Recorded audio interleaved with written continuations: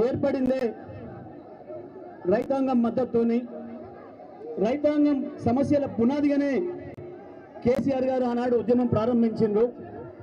ఆనాడున్న చంద్రబాబు ప్రభుత్వం తెలంగాణ రైతాంగం నెత్తిన పిడుగులాగా విద్యుత్ ఛార్జీలను పెంచిన సందర్భంలో మీ ఆంధ్రాలో కాలువలతో నీళ్లు పారిస్తున్నావు, కాలడ్డం పెడితే నీళ్లు పారుతున్నాయి, నా తెలంగాణ రైతు సొంతంగా లక్షలాది రూపాయలు ఖర్చు పెట్టుకొని బోరు బావులు వేసుకొని మోటార్లు కొనుక్కొచ్చుకొని పుస్తల తాడులు అమ్మి మీకు లంచాలు ఇచ్చి కనెక్షన్ తీసుకుంటే ఆ కరెంటుకు కూడా ధరలు పెంచి మా రైతాంగం నెత్తిన తాటి పండు వేస్తున్నావు, నేను దీన్ని ఒప్పుకోను, తెలంగాణలో ఒక శాసనసభ్యుడిగా నీ గవర్నమెంట్లో డిప్యూటీ స్పీకర్గా నేను దీన్ని అంగీకరిస్తలేను అని చెప్పి రాజీనామా చేసి తెలంగాణ బిడ్డలారా రండి కొట్లాడుకుందాం, తెలంగాణ రాష్ట్రాన్ని తెచ్చుకుంటే తప్ప మన కృష్ణా గోదావరిలో మనకు తక్కువ, మనం ఇదే రకంగా నాశనం అయిపోతాం, తెలంగాణ జాతీయ లేకుండా పోతుందని చెప్పి నినాదం ఇచ్చి బయటకు వస్తే ముందుకొచ్చి కేసీఆర్ గారికి వెన్నుదన్నుగా నిలబడ్డది మొదటి రైతాంగం.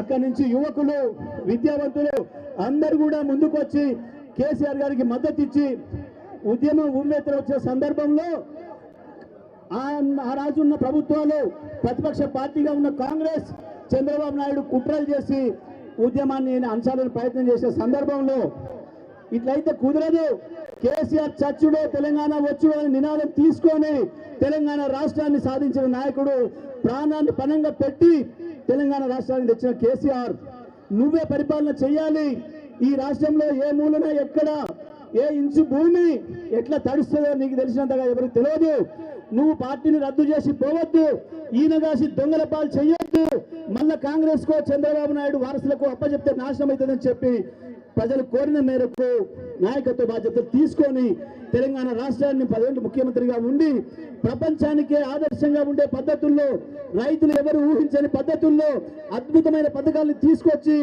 భారతదేశంలో వ్యవసాయం అంటే పండగ అని చెప్పి తెలంగాణ రాష్ట్రంలోనే చేసి నిరూపించిండు కేసీఆర్.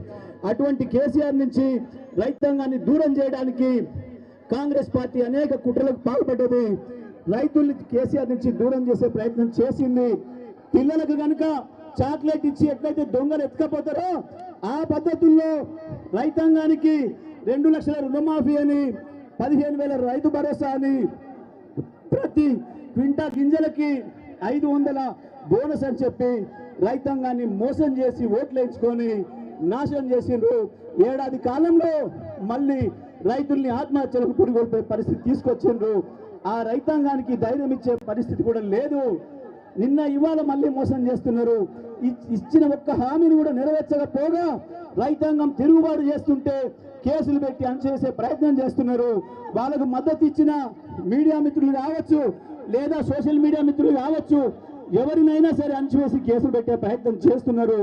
కానీ వాళ్ళ ప్రజలు, రైతులు స్వచ్ఛందంగా పోరాటానికి సిద్ధపడుతున్నారు. ఇటువంటి సమయంలో ప్రతిపక్ష పార్టీగా ఆ రైతాంగానికి నాయకత్వం వహించాల్సిన బాధ్యత, వాళ్ళకు భరోసా ఇవ్వాల్సిన బాధ్యత కేసీఆర్ ఉన్నాడు, గులాబీ జెండా ఉన్నది, మీరు భయపడద్దు అని చెప్పాల్సిన బాధ్యత బీఆర్ఎస్ పార్టీగా మన పైన ఉంది. ఆ బాధ్యతను భుజాన వేసుకొని యువ నాయకుడు మన పార్టీ రాష్ట్ర వర్కింగ్ ప్రెసిడెంట్ గారు కేటీఆర్ గారు బయలుదేరితే ఎక్కడికక్కడ అడ్డుకొని కుట్రలు చేసి కేసులు పెట్టి అనుమతులు ఇవ్వకుండా ప్రభుత్వం అణిచివేసే ప్రయత్నం చేస్తుంది. రైతాంగాన్ని భయపెట్టించే ప్రయత్నం చేస్తుంది. ఈ ఉడత ఊపులకు భయపడేది కాదు. కేసీఆర్ దళం ఇక్కడ ఉన్నది, కేసీఆర్ సైన్యం ఇక్కడ ఉన్నది. ప్రత్యేకించి ఇది నల్లగొండ జిల్లా. ఈ చిన్న కుక్క మీది పిల్లలు ఈ పొద్దుందా కదా సోయి లేకుంటుండే ఈ ఆకు రౌడీలు మనం ఏం చెయ్యలేరు. నల్లగొండ ఉద్యమాన్ని ఆపలేరు, నల్లగొండ చైతన్యాన్ని ఆపలేరు. నల్లగొండ రైతాంగం ఏ మీడియా లేనాడు, ఏ వార్తలు లేనాడే, ఎప్పుడో 1930-40 కాలంలోనే సాయుధ పోరాటం చేసిన రైతాంగం, దానికి నాయకత్వం వహించింది నల్లగొండ జిల్లా రైతాంగం. గా స్ఫూర్తి రైతుల్లో ఇంకా నిలిచి ఉన్నది. ఇవాళ నల్లగొండ రైతాంగం యొక్క, నల్లగొండ యువ చైతన్యం యొక్క శక్తి ఏందో అన్న కేటీఆర్ గారు చూసిండ్రు. రాష్ట్ర అధ్యక్షులు మీ అందరూ కూడా చూసిండ్రు. ప్రత్యక్షంగా మీరు ఇచ్చిన స్వాగతాన్ని కూడా చూసిండ్రు. ఇదే స్ఫూర్తితోని, నల్లగొండ జిల్లా ఇచ్చే స్ఫూర్తితోని మొత్తం తెలంగాణ రాష్ట్ర రైతాంగం అంతటి కూడా ఒక్కటై కదులుతుంది. రేవంత్ కాదు మనకి, వాళ్ళకి చిల్లర నాయకులు కాదు మన పోటీ. మన పోరాటం అంతా మనకు మాట ఇచ్చి మోసం చేసిన రాహుల్ గాంధీ రేవంత్ రెడ్డినే పోటీ తప్ప కేటీఆర్ కు ఈ చిల్లర నాయకులు కాదు. ఇక్కడ ఉన్న వాళ్ళు వీళ్ళకి మా జిల్లాలో ఉన్న మాజీ ఎమ్మెల్యేలు చాలు, వాళ్ళ కొడుకు రాలే ఇక్కడికి. కేటీఆర్ చెప్పదలుచుకుంది రాహుల్ గాంధీ మోసాన్ని, రేవంత్ రెడ్డి మోసాన్ని తప్ప ఇంకొకటి కాదు. వాళ్ళతో పాటు బీజేపీ కూడా బడే బాయ్ చోడే బాయ్ ఇద్దరు కలిసి మోసం చేస్తున్నారు. వాళ్ళ కుట్రల్ని తెలియజెప్పాలి రైతాంగానికి, నల్లగొండ జిల్లా ప్రజానీకానికి అని చెప్పి మేము ఆహ్వానించాలని నల్లగొండ జిల్లా రైతాంగం తరఫున వచ్చిన పెద్దలు, మాకు భరోసానివ్వడానికి వచ్చిన రాష్ట్ర బీఆర్ఎస్ పార్టీ వర్కింగ్ అధ్యక్షులు కేటీఆర్ గారికి స్వాగతం తెలియజేస్తూ వారిని మాట్లాడాల్సిందిగా విజ్ఞప్తి చేస్తాము.